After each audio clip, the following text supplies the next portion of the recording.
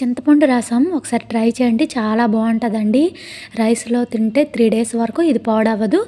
మీరు ఎంత రసం అంతకు తగ్గట్టు చింతపండుని తీసుకొని అరగంట ముందు నానబెట్టుకోవాలి.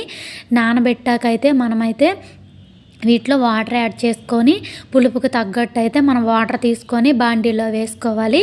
వేసుకున్నాకైతే పులుపు చూసుకోండి. పులుపు సరిపోయింది అనుకుంటే వాటర్ వేయక్కర్లేదు. పులుపు ఎక్కువగా ఉందంటే కొంచెం వాటర్ యాడ్ చేశాక ఇందులో కొంచెం పసుపు, చిటికెడు కారం యాడ్ చేసి సాల్ట్ అయితే తగ్గట్టు వేసుకోవాలండి. కరివేపాకు కూడా వేసుకుంటే టేస్ట్ బాగుంటుంది అసలు. దీన్ని అయితే సిమ్లో 10 మినిట్స్ మరగించాక 2 మినిట్స్ అయితే హై ఫ్లేమ్లో మరిగించాను. ఇవైతే పోపు దినుసులండి. దీన్నైతే మనం సగానికి సగం క్వాంటిటీ తగ్గిపోతుంది. కళాయి పెట్టుకొని కళాయిలో ఆయిల్ వేసాక ఇంకోండి పోపు దినుసులన్నీ కూడా వెల్లుల్లి, ఎండుమిర్చి, పచ్చిమిర్చి, పోపు దినుసులు ఉంటాయి కదా, పోపు దినుసులన్నీ వేసుకొని ఇదనైతే తాలింపు పెట్టుకోవాలి. చాలా బాగుంటుంది. ఈ వీడియో నచ్చితే లైక్ చేయండి. Subscribe my channel.